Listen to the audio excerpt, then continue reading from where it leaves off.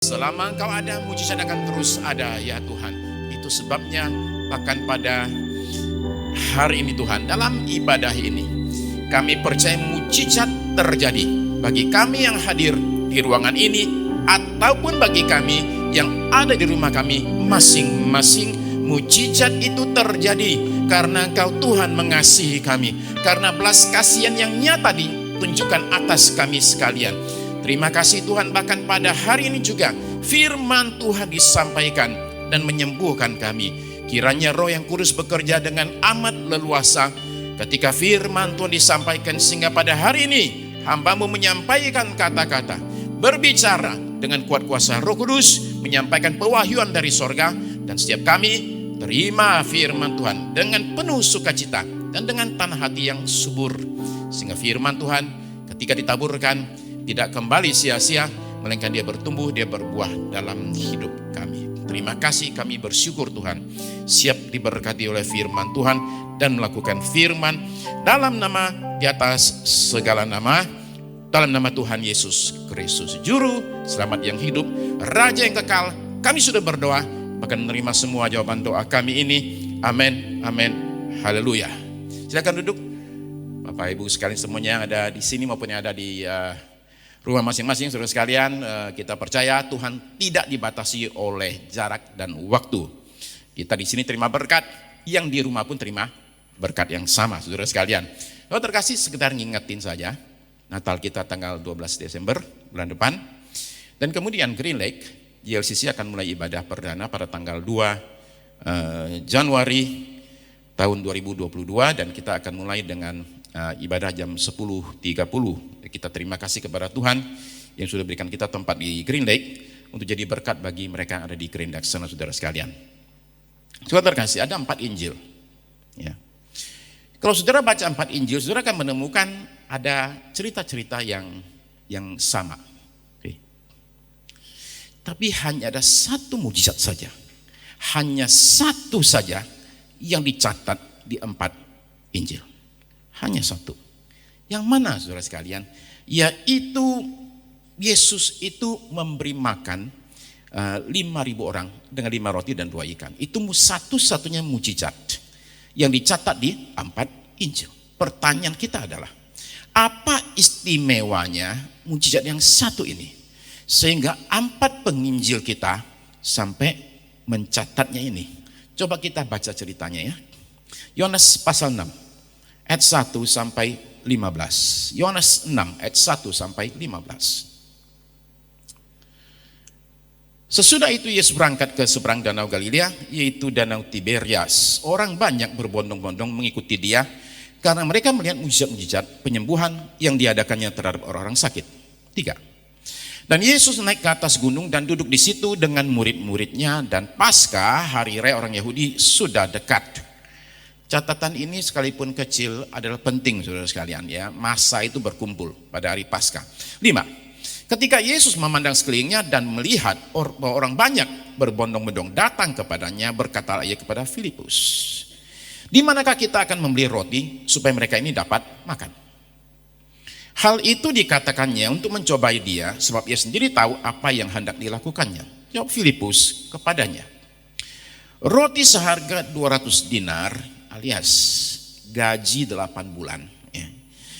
Gaji 8 bulan itu tidak akan cukup untuk mereka ini, sekalipun masing-masing mendapat sepotong kecil saja. Seorang dari murid-muridnya, yaitu Andreas, saudara Simon Petrus, berkata kepadanya, di sini ada seorang anak yang mempunyai 5 roti jelai dan 2 ikan. Tetapi apakah artinya itu untuk orang sebanyak ini? Kata Yesus, suruhlah orang-orang itu duduk, adapun di tempat ini banyak rumput. Maka duduklah orang-orang itu, kira-kira 5.000 laki-laki banyaknya. Nah, sekarang kita lihat satu detail di Matius. Oke, Matius 14 ayat 21 tambahannya. Yang ikut makan kira-kira 5.000 laki-laki, tidak termasuk perempuan dan anak-anak. Berarti ada perempuan dan ada anak-anak. Jadi beberapa ahli memperkirakan bahwa yang makan itu antara 20.000 sampai 25.000 orang. Bayangkan orangnya seperti apa banyaknya. Oke, kita lanjut kembali ke Yohanes 11. Lalu Yesus mengambil roti itu, mengucap syukur dan membagi-bagikannya kepada mereka yang duduk di situ, Demikian juga dibuatnya dengan ikan-ikan itu sebanyak yang mereka kehendaki. Dan setelah mereka kenyang, ia berkata kepada murid-muridnya, kumpulkanlah potongan-potongan lebih supaya tidak ada yang terbuang. Maka mereka pun mengumpulkannya dan mengisi 12 bakul penuh dengan potongan-potongan dari kelima roti jelai yang lebih setelah orang makan. Ketika orang-orang itu melihat mujizat yang telah diadakannya, mereka berkata, dia ini adalah benar-benar nabi yang akan datang ke dalam dunia. 15. Karena Yesus tahu bahwa mereka hendak datang dan hendak membawa dia dengan paksa untuk menjadikan dia raja, ia menyingkir pula ke gunung seorang diri. Seorang pendeta di Amerika Serikat suatu hari berkhotbah tentang kisah ini. Nah, tapi sebelum naik ke mimbar, pas sudah ke mimbar, dia baru ingat, dia lupa bawa kacamata. Tapi dia yakin jam terbang saya tinggi, nggak mungkin saya salah kutip. Tapi ketika ngomong, dia salah kutip. Dia bilang begini, Tuhan Yesus dengan 5.000 ikan dan 2.000 roti kasih makan 12 orang dan sisa banyak sekali. Nah, jemaat diem. Tahu-tahu di belakang ada yang nyelutuk begini. Kalau gitu semua orang juga bisa. Pak Pendeta dengar gitu kaget. Tapi dia nggak tahu itu siapa. Jadi karena itu dia lanjutin khotbahnya kayak nggak ada apa-apa. Turun dari mimbar dia marah-marah sama wakilnya. Itu tadi ada orang kurang ajar main nyaut aja itu. Siapa itu? Lalu wakilnya bilang gini, itu si Willy Pak. Ya. Cuman Bapak juga salah. Saya salah apa? Bapak tadi bilang Tuhan Yesus dengan 5.000 roti, 2.000 ikan kasih makan 12 orang sisa banyak. Benar juga dia bilang semua orang juga bisa. Iya tapi dia nggak boleh ngomong gitu dong, kata Pak Pendeta. Minggu depan saya balas dia. Minggu depan Pak Pendeta naik ke mimbar lagi. Khotbahnya beda, nggak ada hubungan sama roti ikan. Tapi di tengah-tengah dia ngomong lagi. Tuhan Yesus, sekarang dia hati-hati. Dengan 5 roti dan 2 ikan. Kasih makan 5.000 orang dan masih sisa banyak. Willy-nya ada sih. Willy, kamu bisa nggak? Nah itu orang balas dendam tuh. Kata Willy, bisa. Pendeta kaget. Kok bisa? Gimana caranya? Bagikan aja sisa minggu lalu, kan masih banyak. Oke. Nah, saudara-saudara sekalian, ini adalah suatu cerita yang menurut saya mujizatnya ya, yang paling normal. Normal itu maksudnya apa? Kita tuh kayaknya gini loh, kalau cuma kasih makan orang tuh kayaknya gampang. Orang Jakarta itu kalau pesta ngundang orang 5.000, jadi kasih makan 5.000 orang nggak masalah. Maka saya bilang, mujizatnya adalah pakai 5 roti dan 2 ikan. Nah, dalam konteks pelayanan Tuhan Yesus, kalau saudara perhatikan pelayanannya itu ibaratnya kok bikin grafiknya, saudara akan menemukan bahwa puncak popularitas Tuhan Yesus terjadi gara-gara ini. Jadi dia bangkitkan orang mati, efeknya nggak sebanyak ini. Tuhan Yesus bukan orang buta, efeknya nggak kayak gini. Ini yang bikin dia terkenal, paling puncaknya, sehingga katanya dia mau dijadikan raja nih. Nah, kenapa mujizat ini apanya yang istimewanya saudara sekalian? Sehingga mereka bertekad ini sekali ini benar, kita jadikan dia raja. Nah, bedanya apa? Gini, saya cerita agak sedikit belok ya, begini. Oke, saya ajak saudara-saudara melihat satu perang namanya Perang Korea. Tahun 50 sampai 53, selama 3 tahun Korea Utara perang lawan Korea Selatan. Lalu kemudian karena Amerika masuk, kemudian mengalahkan Korea Utara sampai mendekati perbatasan dan Tiongkok kirim tentara masuk. Jadi sekarang Amerika lawan Tiongkok. Nah ini perang berakhir dengan seri, gak ada menang, gak ada kalah. Bagi Amerika Serikat hal ini menakutkan sekali.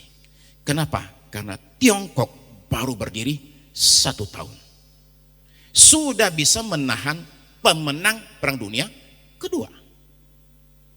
Jadi mereka takut sekali. Tapi ada 2 cerita saya mau sampaikan tentang perang ini.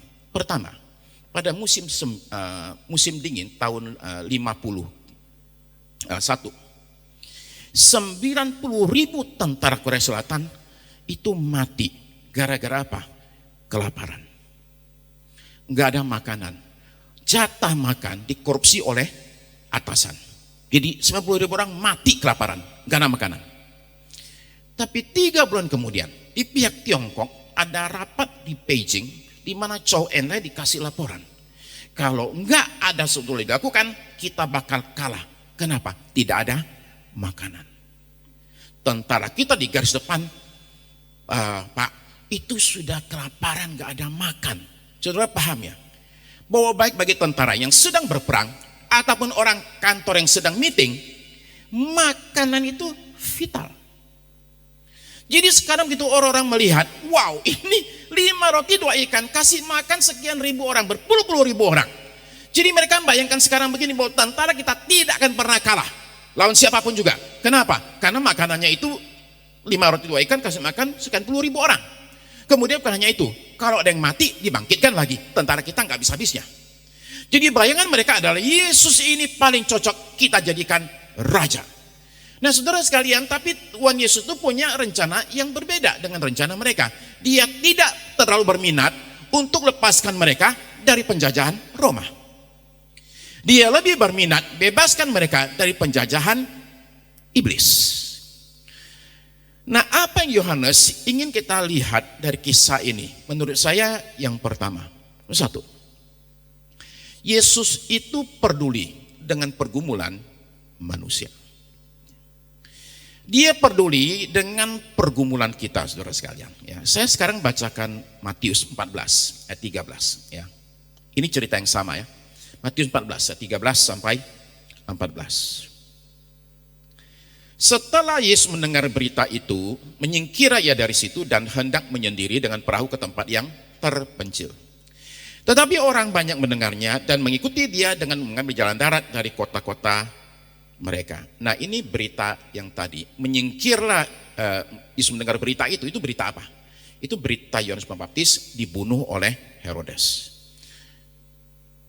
Ketika Yesus mendarat 14, ia melihat orang banyak besar jumlahnya, maka perhatikan, tergeraklah hatinya oleh belas kasihan kepada mereka dan ia menyembuhkan mereka yang sakit. Tapi sekarang catatan Markus pasal 6 ayat 34. Markus 6 ayat 34.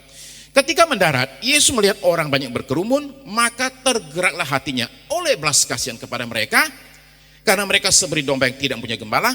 Lalu mulailah ia mengajarkan banyak hal kepada mereka. Saudara sekarang temukan gambaran yang komplit, bahwa Yesus tidak hanya kasih mereka makan, tapi dia juga sembuhkan yang sakit, dan dia memberikan namanya pengajaran.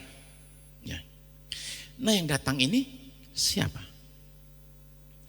Yang datang ini sebagian besar butuh Yesus. Mungkin sedang sakit atau sedang punya masalah. Tapi sebagian besar, mayoritas itu bukan datang karena mereka ingin dekat dengan Yesus atau menyembah dia.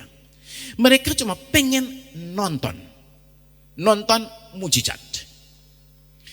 Mereka itu sudah dengar, wow, katanya luar biasa ya.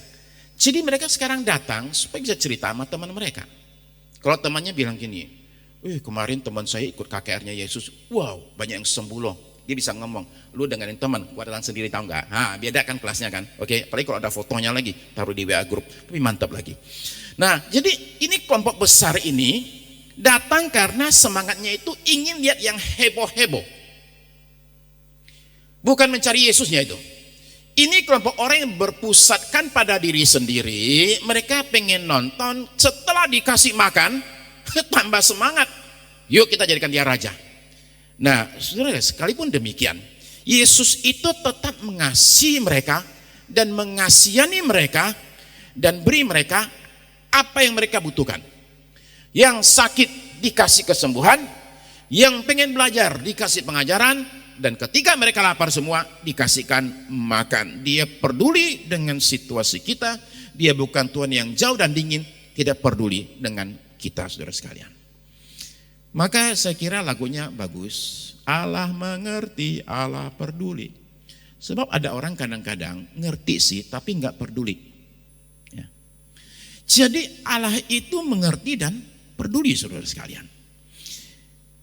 Dia peduli dengan kesusahan kita dan pergumulan kita. Coba kita baca Matius ya, pasal 9 ayat 35 sampai 38. Matius pasal 9 ayat 35. Demikianlah Yesus berkeliling ke semua kota dan desa. Ia mengajar dalam rumah-rumah ibadat mereka dan memberitakan Injil Kerajaan Sorga serta menyembuhkan orang-orang dari segala penyakit dan kelemahan. Melihat orang banyak itu, tergeraklah hati Yesus oleh belas kasihan kepada mereka karena mereka lelah dan terlantar seperti domba yang tidak mempunyai gembala. Lalu katanya kepada murid-muridnya, tuaian memang banyak tetapi pekerja sedikit. Karena itu mintalah kepada Tuhan yang mempunyai tuaian supaya ia mengirimkan pekerja-pekerja untuk tuaian itu. Kalau saudara tanya, apa dasar GBI Putra berdiri? Ini dasarnya. Ini yang Tuhan taruh dalam hati saya ketika suatu hari saya sedang berdoa dan kemudian Tuhan mengatakan ini banyak orang itu tidak punya gembala. Ya. Jadi kita bicara zaman sekarang bukan domba yang hilang, tapi gembala yang hilang, saudara sekalian. Ya, gembalanya nggak ada. Nah, dasar dari itu kemudian mendorong dimulainya GBI Putra. Saudara sekalian, apa yang kita butuhkan dari Yesus? Atau saya ganti, apa yang saudara butuhkan dari Yesus? Saya nggak tahu. Ya. Nah, Yesus mengatakan bahwa dia datang untuk orang sakit, bukan untuk orang sehat. Masalah kita ini satu, banyak orang sakit mengira dirinya sehat. Semua kita pikir kita nggak apa-apa, kita sehat. Enggak loh. Ya. Banyak dari kita itu sakit, saudara sekalian. Cuma sakitnya itu bukan sakit badan. Tapi barangkali sakitnya itu sakit dalam hubungan. Sakit dalam soal keuangan. Sakit di dalam persoalan rumah tangga kita, sakit lagi dalam bisnis, karir, masing-masing banyak punya sakitnya, saudara sekalian. Ya, nah kita semua datang dengan kebutuhan kita masing-masing dan hanya Yesus saja yang sanggup penuhi apapun kebutuhan kita. Tahun 76, sudah 50 tahun yang lalu, satu orang anak gadis bernama Joan Besholt itu datang dari satu kota kecil di Amerika Serikat, dari Ohio, datang ke New York. Sampai di New York dia diperkosa. Hasil pemerkosaan adalah dia kemudian hamil. Nah, anak ini memutuskan tuh saya jangan gugurkan. Padahal di Amerika Serikat itu ya biasalah. Sekarang tahun 76 itu memang masih belum terlalu umum. Tapi orang sana demikian. Nah, kemudian hamil, dia kerja serabutan. Kerja apa aja, yang penting dapat duit. Kemudian tibalah waktunya melahirkan. Jadi dia ke rumah sakit, sampai di rumah sakit, dia itu ada duit $120. Jadi dia titip ke rumah sakit, ya. Nanti kalau pulang dia mau ambil. Nah, anaknya lahir, anak perempuan. Pada hari ketiga dia disuruh pulang. Karena apa? Rumah sakit penuh. Kita nggak bisa nungguin kamu terus. Kamu pulang deh. Nah dia pulang, dia mau ambil duitnya. Tapi ternyata malam kantor tutup. Dia dikasih tahu, yuk besok datang aja baru. Oke, jadi dia pulang ke rumah. Di apartemennya itu daerah paling kumuh di kota New York. Dia masuk ke situ, kemudian ya udah malam itu tidur kan. Nah besok pagi baby dia tinggalin. Ya. Terus dia ke rumah sakit. Ternyata belum buka. Jam 8 pagi. Suruh tunggu 1 jam. Dia tunggu. Ya itu dapat duitnya, dia pulang. Ya. Nah ketika dia kemarin pulang, dia naik taksi. Dia cuma punya uang $5. Dia taksi $4. Sopirnya bilang, tidak boleh turun. Sebelum saya tips.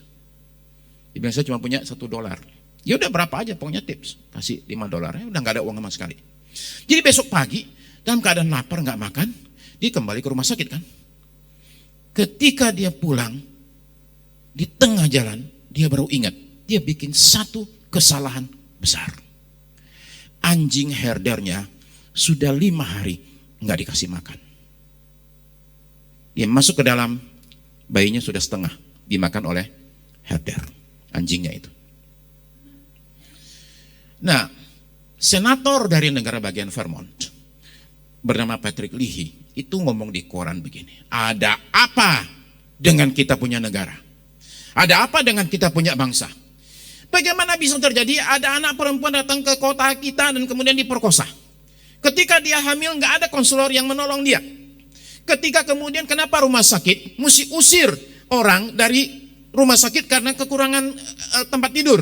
Kenapa sopir taksi mesti hidup dari memeras orang? Kenapa begitu banyak hal yang salah terjadi pada hidup satu anak gadis ini? Nah, dia ngomong demikian, itu ada anggota Dewan Kota ya, Dewan Kota New York yang menjawab begini. Tuan Dehi, Anda suruh kami ngurusin semua orang. Dia bilang itu seperti disuruh mendengarkan rumput tumbuh, istilahnya begitu. Suruh mendengarkan rumput tumbuh. Suaranya bikin kita jadi tuli. Terlalu banyak orang, kita tidak sanggup.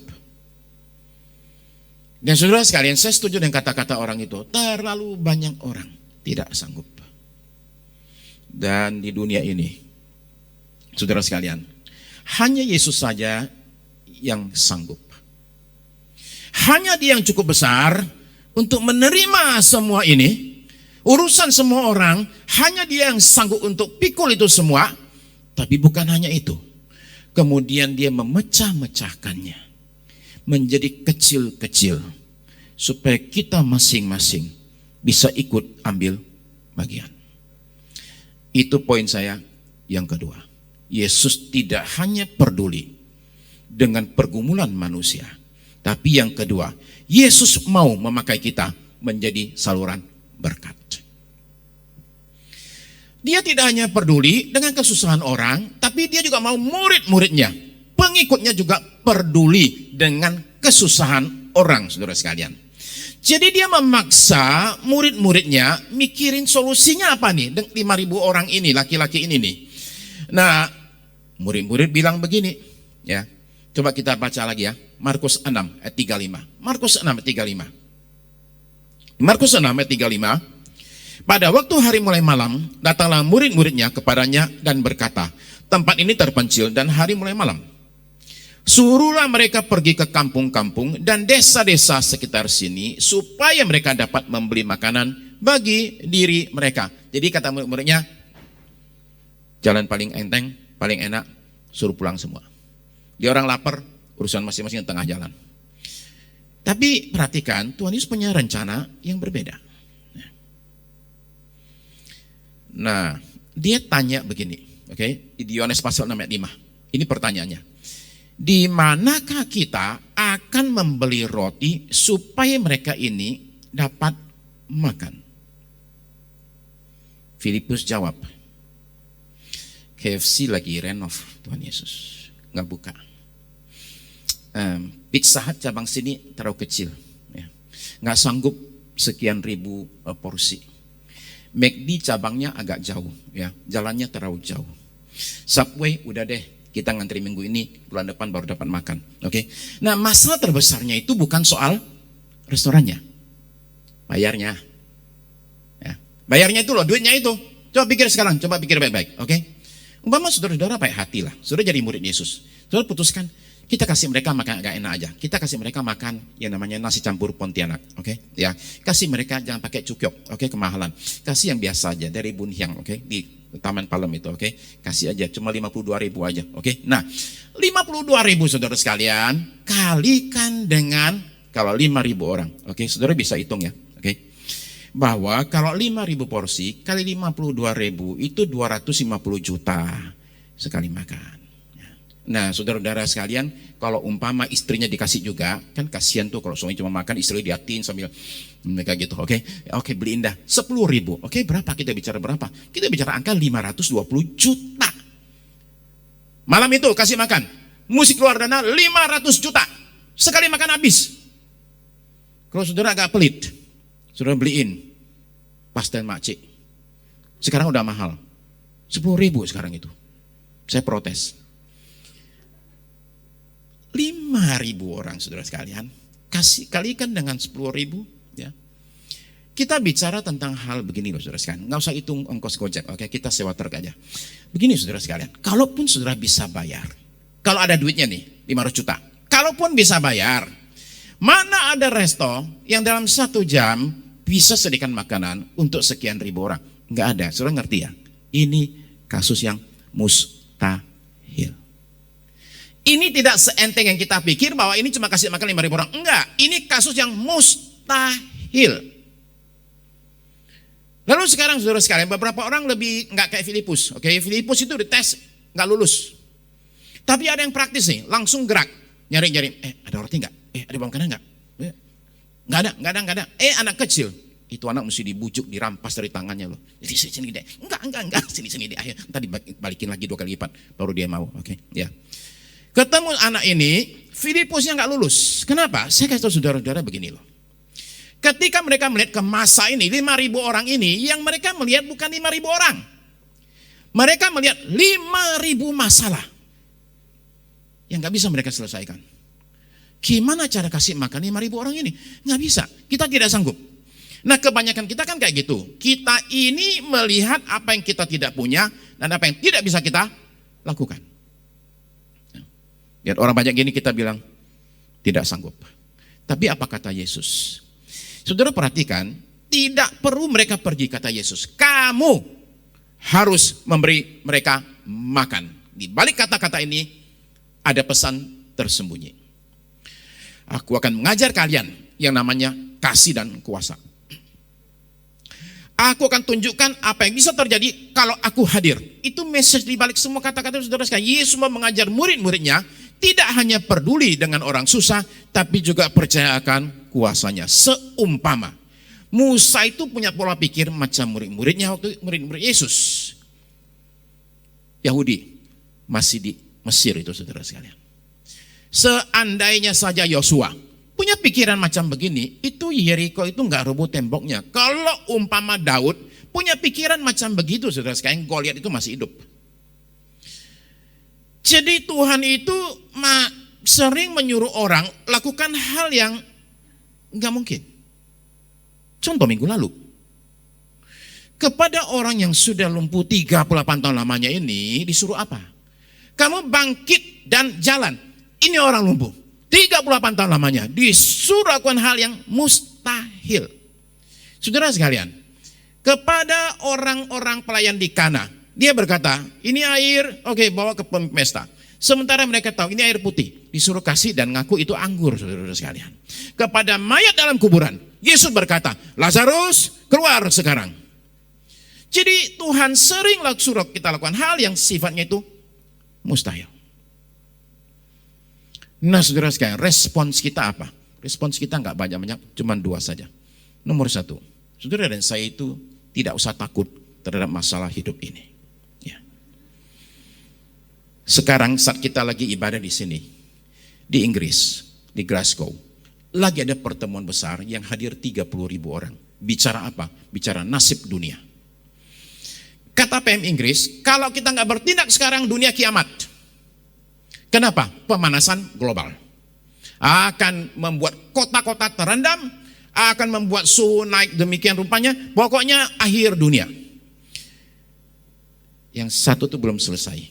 Sekarang orang kaya di dunia, orang terkaya nomor 4, Bill Gates bilang begini, pandemi berikut sedang menunggu. Saya bilang ini orang aduh, kenapa sih? Dia kayaknya kasih ide sama teroris deh. Dia bilang teroris itu kalau mau bikin kacau dunia, gampang. Cukup ke bandara, bawa itu tabung isi bibit penyakit cacar. Kenapa? Cacar paling menular soalnya. Tidak ada vaksinnya. Vaksinnya ada, tapi nggak dipakai.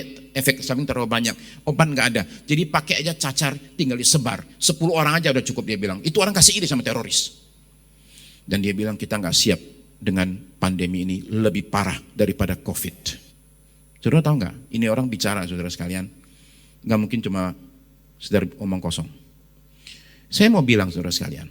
Saudara, saya menghadapi suatu keadaan situasi di mana hal-hal tertentu terjadi yang kita nggak tahu dari mana datangnya. Dalam situasi begini, saudara sekalian, adalah gampang seseorang itu tenggelam dalam ketakutan. Dan dalam ketakutan kita hilang pandangan akan kuasa Tuhan. Jadi saya meyakini bahwa khotbah hari ini, saudara sekalian, dan cerita hari ini itu mengajak saudara melihat dalam cerita ini kuasa dan kasih Tuhan yang begitu luar biasa. Ketika saudara dan saya ada dalam kuasanya, dalam kasihnya, maka kita aman dalam perlindungan Tuhan. Seorang janda kehilangan anak laki-lakinya satu-satunya. Artinya apa? Dunianya runtuh. Runtuh seperti apa? Karena ini anak laki-laki umur 20-an. Mamanya pasti sudah tua. Ini anak laki satu-satunya. Nggak ada anak lain lagi. Dia nggak punya suami, nggak punya anak. Sebatang kara. Mau hidup dari mana? Nah, dalam keadaan begini, ketika sedang mengantar jenazah untuk dikubur, rombongan itu ketemu dengan Yesus. Saya baca Lukas pasal 7 ayat 13 ya. Dan ketika Tuhan melihat janda itu, tergeraklah hatinya oleh belas kasihan, lalu ia berkata kepadanya, jangan menangis. Sambil menghampiri usungan itu, ia menyentuhnya. Nah, saudara sekalian, orang Yahudi itu kalau kuburkan orang meninggal, itu enggak pakai peti mati, ya. Jadi jenazah bungkus kain langsung ditaruh di dalam kayak seperti gua gitu. Jadi ini ada usungannya itu. Nah, saudara tahu bagi orang Yahudi, mayat itu najis. Ya. Najis itu artinya apa? Najis itu gini loh. Kalau seorang itu najis, dia tidak boleh masuk bait suci. Dia nggak boleh sembahyang. Dia mesti tunggu 7 hari baru boleh sembahyang lagi. Tapi Yesus ini kan rabi. Rabi itu lebih daripada orang biasa. Mereka nggak boleh menyentuh mayat atau apapun juga yang sudah kesentuh mayat. Jadi ketika Tuhan Yesus datang dan menyentuh kerandanya itu, saudara sekalian, itu satu tindakan yang sangat amat kontroversial.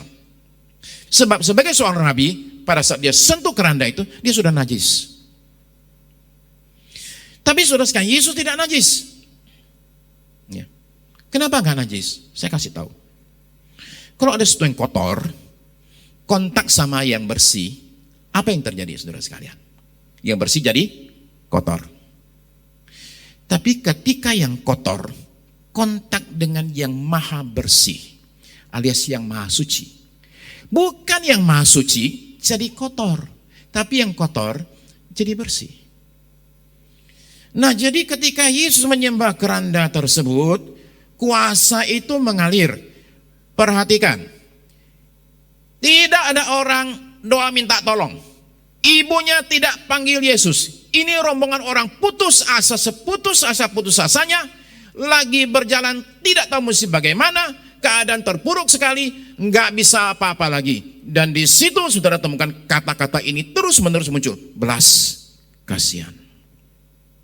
Yesus menaruh belas kasihan kepada seorang janda, saudara-saudara sekalian. Maka saya berkata demikian, bahwa janda ini tanpa doa, tanpa permohonan, tetap ditolong oleh Tuhan, saudara sekalian. Apalagi kita yang berseru kepadanya. Itu yang percaya. Yang pertama, oke? Jadi saudara sekalian, kita nggak takut.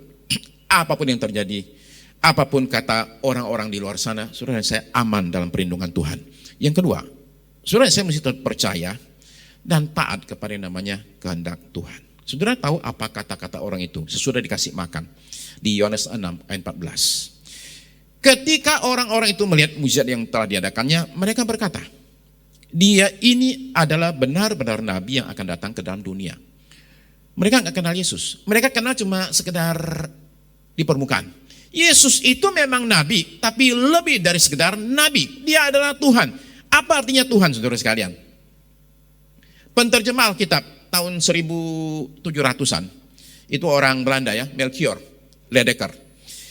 Melchior itu ketika menerjemahkan Alkitab ke dalam bahasa Melayu, dia memakai kata Tuhan. Sementara orang Belanda sebelumnya, 100 tahun sebelumnya, Brouwerius, itu memakai kata Tuan. Jadi Yesus adalah Tuan. Nah, Melchior putuskan tambahin satu kata H. Tuan dia bikin jadi Tuhan. Nggak tahu dari mana dia punya pemikiran itu. Tapi membedakan untuk kita tahu, Yesus itu bukan sekedar Tuan kita. Seperti Tuhan di dunia. Dia adalah Tuhan. Tuhan artinya apa? Pemilik kehidupan. Jadi ketika saudara saya mengatakan Tuhan Yesus, kita mengatakan bahwa Yesus itu adalah Tuhan, penguasa hidup saya, pemilik hidup saya. Dan karena dia sudah mengalahkan maut, dia sudah mati dan bangkit kembali, maka dia Tuhan yang bisa dipercaya. Dan karena itu kita bisa menaruhkan percaya kita kepadanya, tapi sekaligus juga taat. Taat untuk apa? Untuk dipakai oleh Tuhan menjadi berkat. Barangkali di sini ada yang kurang. Saya nggak tahu saudara yang sedang ikut ibadah ini secara online pun. Barangkali ada yang kurang. Kurang uang, kurang perhatian, kurang kesempatan, kurang kasih sayang, kurang pendidikan, kurang makan, kurang apapun juga. Yesus itu sanggup mencukupkan segala kekurangan kita. Barangkali saat ini ada yang sedang kehilangan kesempatan, kehilangan orang yang dikasihi, kehilangan saudara sekalian banyak hal dalam hidupmu. Yesus itu sanggup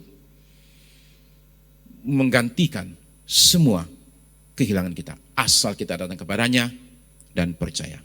Mari kita berdoa.